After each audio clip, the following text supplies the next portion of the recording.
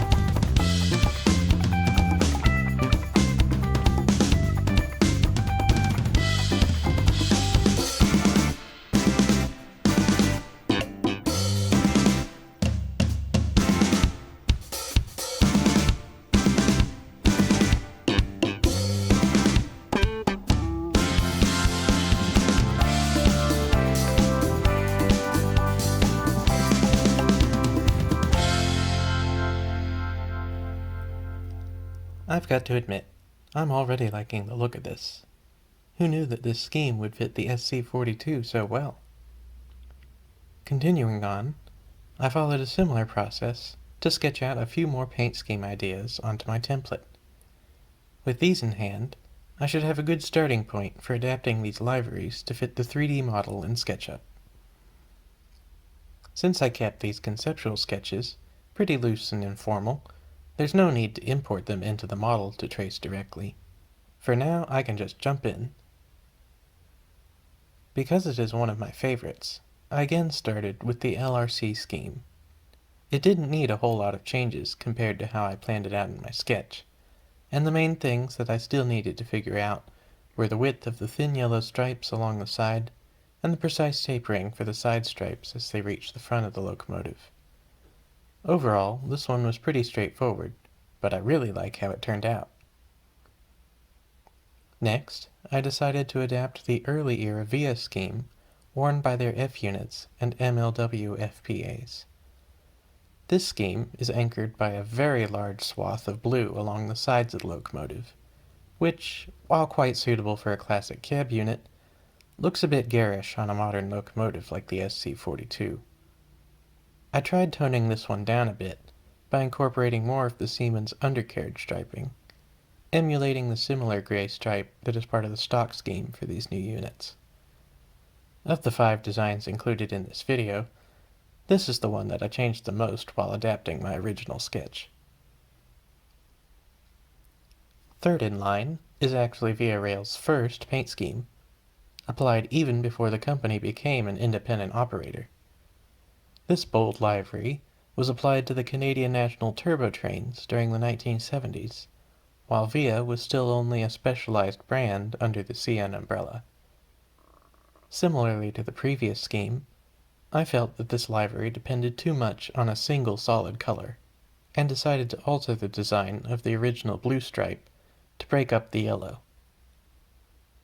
This also allowed me to adhere to the Siemens design philosophy that has been carried across all of their Charger diesels so far, which calls for the iconic X grills behind the engine compartment to have a single solid color. For smaller stripes, such as on the previous LRC scheme, it's possible to bend this rule a little bit by simply cutting the stripes where they cross the grating. For a big stripe like the thick blue band included in this scheme, however, it would have likely looked a bit disjointed to have a bright yellow gap in the middle. I'll admit that I wasn't fully sold on this livery based on my sketch alone, but it quickly grew on me after I saw it fitted to the model. The fourth scheme that I applied was the classic colors worn by Via's F40 fleet. It's a clean and simple design built around angular and geometric elements, which is an aesthetic style that I've always preferred. Some might argue that there is an overlap between this livery and the LRC scheme when considering these 5 units as a coherent heritage series, but if Amtrak can include both a standard Phase 3 unit and a Pepsi Can Phase 3 unit, then I say why not include both here too. Besides, it's one of the schemes that I personally associate most strongly with the Via brand, so I would have been remiss not to include it. Interestingly to me, I think this livery came the closest to being a simple one-to-one adaptation of the scheme it's inspired by, when compared against the other 4. Last, but certainly not least, was the trickiest of the bunch, the scheme originally worn by Via's P42 fleet. I've always considered this to be the most underrated scheme worn by any Genesis series diesels, so I definitely wanted to include it here. That complex side striping really had me stumped though. It quickly became obvious during the sketching phase that having the stripes flow all the way to the front of the locomotive, as they do on both the P42s and F40s that wear this scheme, was not practical. I laid out the curves as best I could on the side profile, but I knew I needed to see this in 3D before I could be sure that it would work. Before going to the trouble of laying out the individual stripes, I treated them as a solid block of yellow to get a general feel for how everything worked together. It took some fiddling and fine-tuning, but I thought it ended up looking pretty good in the end. I was worried for a while when I realized that there was a big vent located on the left side of the charger, in just about the exact space I had laid out for the stripes, but they ended up fitting pretty well once I shifted things around a little. I think my favorite part of this unit was the detail work. All the little logos and graphics that this livery employs really makes it stand out. The last big challenge here was determining the size of the yellow stripes inside of the front wave. I laid out the starting and ending widths based on the locomotive's geometry, and then fiddled around with various transition patterns until I found one that filled the required space. This was a complicated scheme to get right, but I was really happy with the result once it was finished. Speaking of which, now that all 5 units have been completed, it's almost time for some renders. But first, let's take a quick look at how each one turned out in SketchUp. It's difficult to pick a personal favorite, but I'd probably go with the LRC or P42 scheme if you really force me to. I think they all do a pretty good job of honoring the schemes they're inspired by, while also conforming to the shape of the new locomotives. But enough dawdling, I'm already sold. Let's get these some proper glamour shots.